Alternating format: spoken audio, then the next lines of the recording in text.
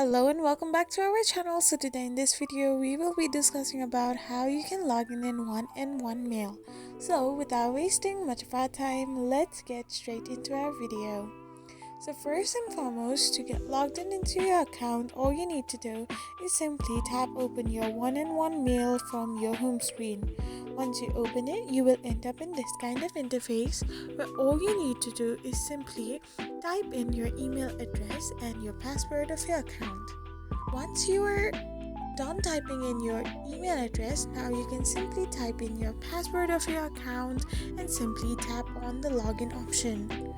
So after you have done this, you will get access to your account right after the verification of your account is completed.